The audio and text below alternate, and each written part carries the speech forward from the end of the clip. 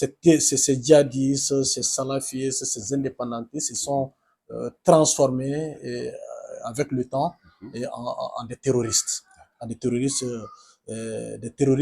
qui ont été créés, qui ont été fabriqués, conçus par l'impérialisme occidental. Avec à leur tête en son temps la junte française. Voilà la junte française.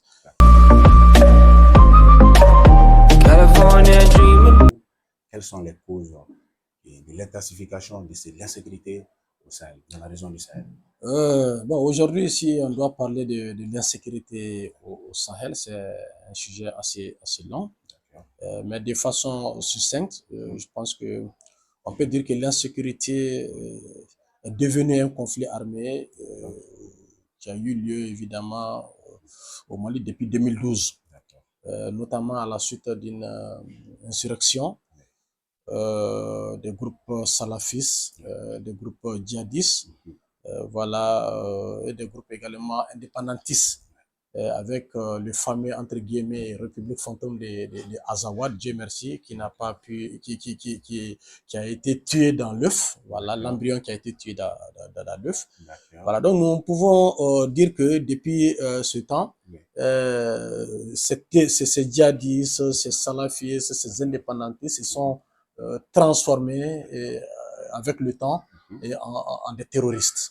En des terroristes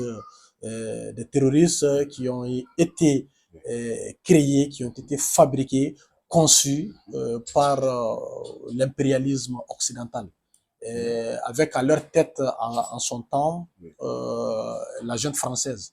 Voilà la junte française.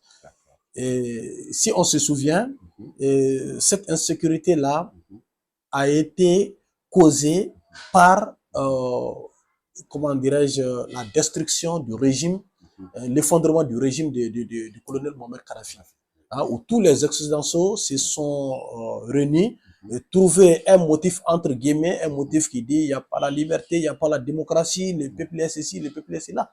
Alors que, toujours entre guillemets, la Libye était l'un des meilleurs pays du monde où la population ne payait presque rien du tout.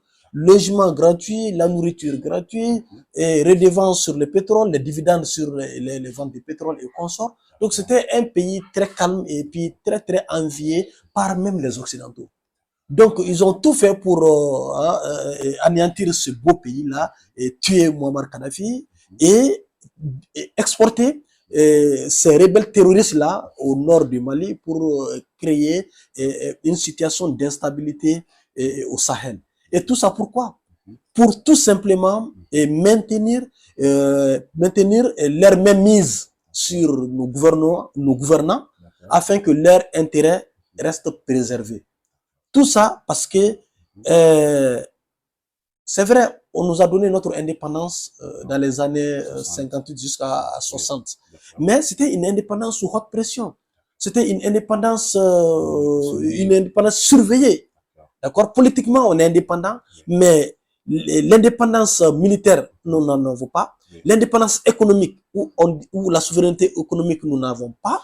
L'indépendance territoriale aussi, nous n'avons pas, parce que nos territoires n'étaient pas réellement contrôlés. Donc, à leur guise, donc, ils pouvaient faire entrer les terroristes, ils pouvaient faire entrer, comment on appelle, les armements, et ainsi de suite, afin de créer une situation d'insécurité totale. Donc, on peut dire que c'est vraiment dans l'objectif d'avoir une mainmise totale sur le Sahel que cette situation a été créée. Et ça n'a pas été fortuit, parce qu'ils ont senti un sentiment de nationalisme, qu'un sentiment de nationalisme était en train d'être développé dans l'espace du Sahel. Donc, tout de suite, comme eux là, ce sont des visionnaires, la junte impérialiste là, ce sont des visionnaires. Donc, ils ont vu ce sentiment de nationalisme développé. Donc, ils ont dit, bon, il faut tout de suite qu'on fasse quelque chose pour arrêter, stop ceci et maintenir vraiment la même mise sur les pays du Sahel. Donc, c'est ce qui a causé vraiment l'insécurité depuis 2012 jusqu'à maintenant. D'accord.